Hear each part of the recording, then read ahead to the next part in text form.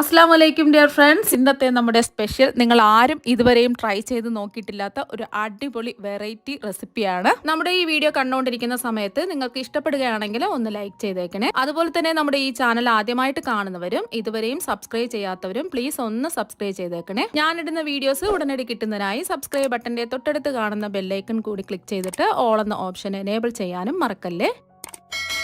അപ്പോൾ ഇതിനായിട്ട് ആദ്യം തന്നെ ഒരു കുക്കർ ചൂടാക്കാൻ വെച്ചിട്ടുണ്ട്. കുക്കർ ചൂടായതിനു ശേഷം ഇതിലേക്ക് ഒരു 2 ടേബിൾ സ്പൂൺ വെളിച്ചെണ്ണ ഒഴിച്ചു കൊടുക്കാം. വെളിച്ചെണ്ണയിൽ ചെയ്തിട്ട് എടുക്കുമ്പോഴാണ് നല്ലൊരു ടേസ്റ്റും നാടൻ ഒരു ഫ്ലേവറൊക്കെ കിട്ടുന്നത്. വെളിച്ചെണ്ണ ഇല്ലാന്നുണ്ടെങ്കിൽ ഏതെണ്ണ വേണമെങ്കിലും എടുക്കാവുന്നതാണ്.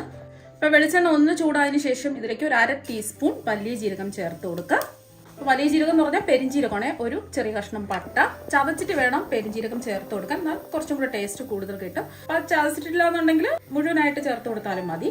3 ഏലക്ക ഇട്ട് കൊടുക്കാം. അതുപോലെ തന്നെ ഇതിലേക്ക് 3 ഗ്രാമ്പും കൂടി ഇട്ട് കൊടുക്കാം. ഒരു ബേ ലീഫ് എടുത്തിട്ടുണ്ട്. ഒരു ബേ ലീഫ് 3-4 കഷ്ണങ്ങളായിട്ട് മുറിച്ചെടുത്തതാണ്. അതുപോലെ തന്നെ ഒരു 3 വറ്റൻമുളകും കൂടി ചേർത്ത് കൊടുക്കാം. സ്പൈസസ് ഒക്കെ ഒന്ന് മൂത്ത് വരണം. ഫ്ലെയിം കുറച്ച് വെച്ച് കൊടുക്കാം. ബേ ലീഫ് ഉണ്ടെന്നുണ്ടെങ്കിൽ ഇട്ട് കൊടുത്താൽ മതി, ഇല്ലെങ്കിൽ ബേ ലീഫ് ഒഴിവാക്കാം. അപ്പോൾ ഞാൻ ഉള്ളത് കൊണ്ട് ഇട്ട് കൊടുക്കുന്നേ ഉള്ളൂ. ഇട്ട് കൊടുക്കുമ്പോൾ നല്ലൊരു മണവും ടേസ്റ്റും ഒക്കെ ആയിരിക്കും. ഇതെല്ലാം ഒന്ന് മൂത്ത് വരട്ടെ. മൂത്ത് വരുമ്പോൾ നല്ലൊരു മണം വരും. നമ്മൾ ഇട്ട് കൊടുത്ത സ്പൈസസ് ഒക്കെ മൂത്ത് നല്ലൊരു മണം വന്നിട്ടുണ്ട്. ഇനി ഇതിലേക്ക് നമ്മൾ ചേർത്ത് കൊടുക്കുന്നത് ഒരു ഇഞ്ച് വലുപ്പത്തിലുള്ള ഇഞ്ചി ചതച്ചിട്ടാണ് എടുത്തിട്ടുള്ളത്. അപ്പോൾ പേസ്റ്റ് പരുവത്തിന് വേണമെങ്കിൽ അങ്ങനെ എടുക്കാം. ഒരു ടീസ്പൂൺ എടുത്താൽ മതി. ചെറുതായിട്ട് കട്ട് ചെയ്ത് വേണമെങ്കിലും അങ്ങനെ എടുക്കാം. ഞാനിപ്പോൾ ഒരു 10 അല്ലി വെളുത്തുള്ളിയിൽ ചതച്ചിട്ടാണ് എടുത്തിട്ടുള്ളത്. ഈ വെളുത്തുള്ളിയുടെയും ഇഞ്ചിയുടെയും ഒരു പച്ച മണം ഒന്ന് മാറി കിട്ടണം.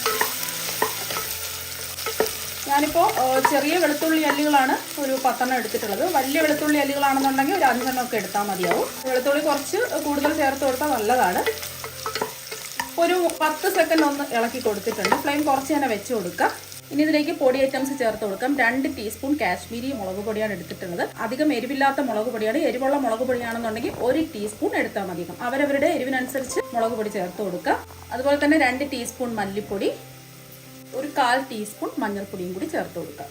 ഈ ഒരു 1/2 ടീസ്പൂൺ ഗരം മസാല പൊടി ചേർത്ത് കൊടുക്കാം. ഗരം മസാല ഇല്ലാന്നുണ്ടെങ്കിൽ ചിക്കൻ മസാലയോ അല്ലെങ്കിൽ മട്ടൻ മസാലയോ 1/2 ടീസ്പൂൺ ചേർത്ത് കൊടുത്താൽ മതി. അപ്പം എല്ലാം വീട്ടിലെ ഗരം മസാലയിലേ ഉള്ളത്. അപ്പം ഗരം മസാല തന്നെ ചേർത്ത് കൊടുത്താൽ മതി. നമ്മൾ ഇതിൽ സ്പൈസസ് ചേർത്ത് കൊടുത്തത് കൊണ്ട് ഒരുപാടൊന്നും ചേർത്ത് കൊടുക്കണ്ട. ഒരു 1/2 ടീസ്പൂൺ ചേർത്ത് കൊടുത്താൽ മതി. അതുപോലെ തന്നെ നമുക്ക് ഒരു 1/2 ടീസ്പൂൺ വലിയ ജീരകം പൊടിച്ചതും കൂടി ചേർത്ത് കൊടുക്കാം. നമ്മൾ നേരത്തെ ആദ്യം നമ്മൾ 1/2 ടീസ്പൂൺ വലിയ ജീരകം ചേർത്തിട്ടുണ്ട്.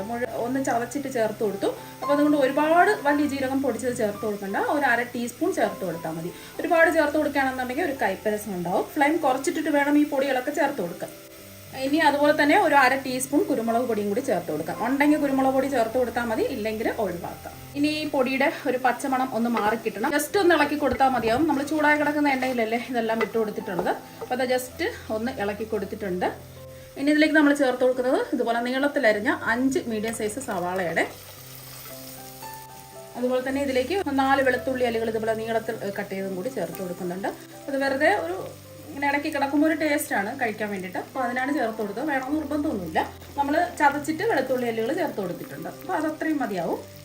പിന്നെ നമ്മൾ ഇതിലേക്ക് ചേർത്ത് കൊടുക്കുന്നത് പച്ചമുളകാണ്. 2 പച്ചമുളകാണ്. അധികം എരിവില്ലാത്ത പച്ചമുളകാണ് ചേർത്ത് കൊടുത്തിട്ടുള്ളത്. എരിവുള്ള പച്ചമുളകാണെന്നുണ്ടെങ്കിൽ ഒരെണ്ണം ചേർത്ത് കൊടുത്താൽ മതി. ഇപ്പോൾ പച്ചമുളക് വേണ്ടാന്നുണ്ടെങ്കിൽ പച്ചമുളക് ഒഴിവാക്കാം. ഇനി ഇതിലേക്ക് ചേർത്ത് കൊടുക്കുന്നത് ചെറിയ ഉള്ളിയാണ്. ഇതാണ് ഇതിൽ കുറച്ചും കൂടെ നല്ലൊരു ടേസ്റ്റ് കൊടുക്കുന്നത്. ഒരു 10 ചെറിയ ഉള്ളി ഇതുപോലെ ചതച്ചിട്ടാണ് എടുത്തിട്ടുള്ളത്. ഇതാണ് കൂടുതൽ ടേസ്റ്റ്. അപ്പോൾ ഇഞ്ചിയും വെളുത്തുള്ളിയും അതുപോലെ ഉള്ളിയൊക്കെ ചതച്ചിട്ട് എടുക്കുമ്പോഴാണ് കുറച്ച് ടേസ്റ്റ് കൂടുതൽ കിട്ടുന്നത്. അപ്പോൾ വേണമെന്നുണ്ടെങ്കിൽ ടേസ്റ്റ് പരുവത്തിന് വേണമെന്നുണ്ടെങ്കിലും എടുക്കാവുന്നതാണ്. എല്ലാം കൂടിയിട്ട് ഒന്ന് ഇളക്കി കൊടുക്കാം.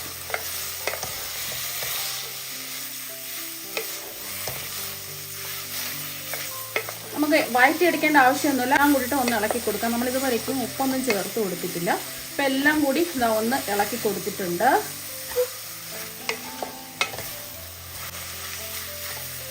അപ്പം എണ്ണ വേണമെന്നുണ്ടെങ്കിൽ 1 ടേബിൾ സ്പൂണും കൂടെ ചേർത്ത് കൊടുക്കാം. അപ്പോൾ എല്ലാം കൂടിയിട്ട് ഒന്ന് ഇളക്കി കൊടുത്തതിന് ശേഷം തക്കാളി അടിച്ചെടുത്തതാണ് ചേർത്ത് കൊടുക്കുന്നത്. 2 വലിയ തക്കാളി മിക്സിയുടെ ചെറിയ ജാറിലിട്ടിട്ട് ഒട്ടും വെള്ളം ഒന്നും ചേർക്കാതെ നല്ല പേസ്റ്റ് പരുവത്തിന് അടിച്ചെടുത്തിട്ടുള്ളതാണ്. അപ്പോൾ ഇങ്ങനെ വേണമെന്നുണ്ടെങ്കിൽ ഇങ്ങനെ ചേർത്ത് കൊടുക്കാം. അല്ലാന്നുണ്ടെങ്കിൽ ചെറിയ ചെറിയ കഷ്ണങ്ങളായിട്ട് ചേർത്ത് കൊടുക്കാം. ഇപ്പം ഞാൻ ചെയ്യുന്നത് ഇങ്ങനെയാണ്. 2 വലിയ തക്കാളി എടുത്തിട്ട് വെള്ളമൊന്നും ചേർക്കാതെ നല്ല പേസ്റ്റ് പരുവത്തിന് അരച്ചിട്ടാണ് എടുക്കുന്നത്. അപ്പോൾ അതാണ് ചേർത്ത് കൊടുത്തിട്ടുള്ളത്.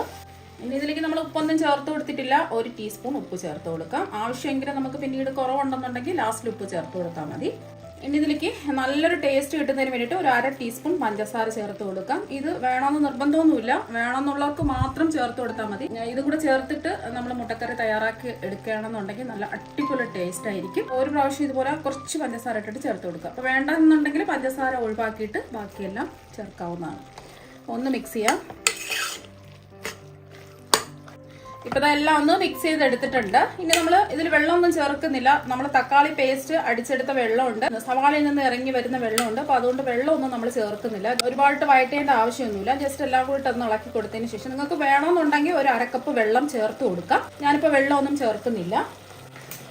ഇതിലേക്ക് നമ്മൾ മുട്ട ചേർത്ത് കൊടുക്കുകയാണ്. നമ്മൾ മുട്ട പുഴുങ്ങിയെടുത്തതിന് ശേഷം ഇതുപോലെ വരഞ്ഞിട്ടുണ്ട്. ഇതിൻ്റെ ഉള്ളിലൊക്കെ മസാല ഇപ്പോൾ ഇറങ്ങി കിട്ടുന്നതിന് വേണ്ടിയിട്ട് ഇതുപോലെ വരഞ്ഞിട്ടാണ് നമ്മൾ എടുത്തിട്ടുള്ളത്. മുട്ട ചേർത്ത് കൊടുക്കാം.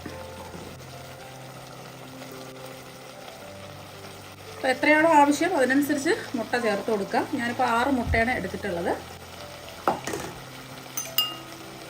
മുട്ടയും കൂടെ ചേർത്ത് കൊടുത്തിട്ട് ഈ മസാല ഉണ്ടല്ലോ നമ്മുടെ ഇതിൻ്റെ പുറത്ത് കുറച്ച് ഇങ്ങനെ ഇട്ട് കൊടുക്കാം. ഇങ്ങനെ ഇട്ട് കൊടുത്തതിന് ശേഷം നമ്മൾ കുക്കർ മൂടി വെക്കുകയാണ്. അപ്പോൾ കുക്കർ മൂടി വെച്ച് കൊടുക്കാം. കുക്കർ മൂടി വെച്ച് നമുക്ക് മീഡിയം ഫ്ലെയിമിലിട്ടിട്ട് ഒരു 4 വിസിൽ കേൾക്കുന്നവരെ ഒന്ന് വെയിറ്റ് ചെയ്യാം.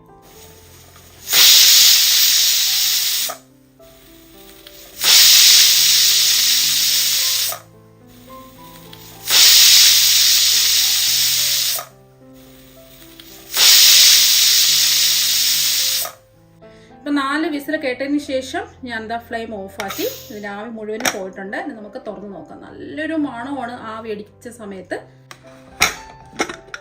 അപ്പം നല്ലൊരു മണമൊക്കെ വരുന്നുണ്ട്.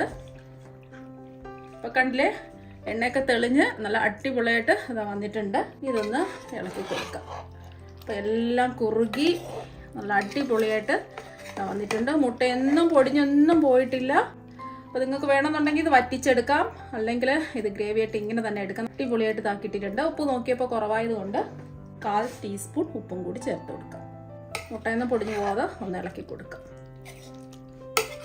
ഇനി ഫ്ലെയിം ഒന്നും ഓണാക്കേണ്ട ആവശ്യമൊന്നുമില്ല. ഇനി ലാസ്റ്റിൽ കുറച്ച് കറിവേപ്പില ഇതുപോലെ ഞെരടിയിട്ട് കൊടുക്കാം. ആ കറിവേപ്പില ഒരു ഫ്ലേവറൊക്കെ കിട്ടുന്നതിന് വേണ്ടിയിട്ടാണ്. അതുപോലെ തന്നെ ഇതിലേക്ക് കുറച്ച് മല്ലിയില ചെറുതായിട്ട് കട്ട് ചെയ്തതും കൂടി ചേർത്ത് കൊടുക്കാം. മല്ലിയില ഉണ്ടെങ്കിൽ ചേർത്ത് കൊടുത്താൽ മതി, ഇല്ലെങ്കിലും മല്ലിയില ഒഴിവാക്കാം. വേണമെന്നുണ്ടെങ്കിൽ ജസ്റ്റ് ഒന്ന് തിളപ്പിച്ചിട്ട് എടുക്കാം. ഞാനിപ്പോൾ തിളപ്പിക്കുന്നൊന്നുമില്ല, ജസ്റ്റ് ഒന്ന് ഇളക്കി കൊടുക്കുന്നേ ഉള്ളൂ. എല്ലാം ഒന്ന് മുട്ടയൊന്നും പൊടിഞ്ഞു പോവാതെ ഒന്ന് ഇളക്കി കൊടുക്കുക.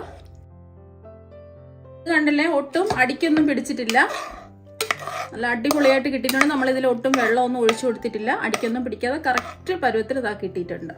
അടിപൊളി ടേസ്റ്റിൽ നല്ല അടിപൊളിയായിട്ട് കിട്ടിയിട്ടുണ്ട്. മുട്ടയൊന്നും പൊടിഞ്ഞൊന്നും പോയിട്ടില്ല. നിങ്ങൾക്ക് ഇത് വേണമെന്നുണ്ടെങ്കിൽ കുറച്ചും കൂടെ വറ്റിച്ചെടുത്ത് നമുക്ക് റോസ്റ്റ് ആയിട്ട് ചെയ്തിട്ടെടുക്കാം. ഞാനിപ്പോൾ കുറച്ച് ഗ്രേവിയിലല്ലേ ചെയ്തിട്ടെടുത്തിട്ടുള്ളത്. ഞാൻ വറ്റിക്കുന്നൊന്നുമില്ല. ഇതൊരു പാത്രത്തിലേക്ക് സെർവ് ചെയ്യും. നമ്മുടെ കുക്കറിൽ വളരെ എളുപ്പത്തിലും രുചികരമായിട്ട് ചെയ്തിട്ടെടുക്കാൻ പറ്റുന്ന കുക്കർ മുട്ടക്കറി ഇതാ ഇവിടെ റെഡി ആയിട്ടുണ്ട്. അടിപൊളി ടേസ്റ്റ് ആണ്. സമയമില്ലാത്ത നേരത്ത് അപ്പോൾ കുട്ടികളൊക്കെ സ്കൂളിൽ വിടുന്ന സമയത്തും ഓഫീസിലൊക്കെ പോകുന്ന സമയത്തും പെട്ടെന്ന് തന്നെ ട്രൈ ചെയ്ത് നോക്കാൻ പറ്റിയ ഒരു കുക്കർ മുട്ടക്കറിയാണ്. നമ്മൾ വഴറ്റിയെടുത്ത സമയമൊന്നും കളയാതെ അതേ ടേസ്റ്റിൽ തന്നെ നമുക്ക് വേഗം റെഡിയാക്കി എടുക്കാനും പറ്റും. നല്ല അടിപൊളി ടേസ്റ്റ് ആണ് ഇത്. അപ്പം, ദോശ, ചപ്പാത്തി, അതുപോലെ തന്നെ ചോറിന്റെ കൂടെ ഒക്കെ കഴിക്കാൻ പറ്റുന്ന ഒരു മുട്ടക്കറിയാണ്. അപ്പൊ നിങ്ങൾ എന്തായാലും കുക്കറിൽ ഇതുപോലെ ഒരു പ്രാവശ്യം മുട്ടക്കറി തയ്യാറാക്കി നോക്കുക. അപ്പൊ നിങ്ങൾ എന്തായാലും ഒരു പ്രാവശ്യം ഇതുപോലെ കുക്കറിൽ മുട്ടക്കറി തയ്യാറാക്കി നോക്കുക. തീർച്ചയായും നിങ്ങൾക്ക് എല്ലാവർക്കും ഒരുപാട് ഇഷ്ടമാകും. അപ്പൊ നമുക്ക് മറ്റു വെറൈറ്റി വീഡിയോ ആയിട്ട് വീണ്ടും കാണാം. താങ്ക്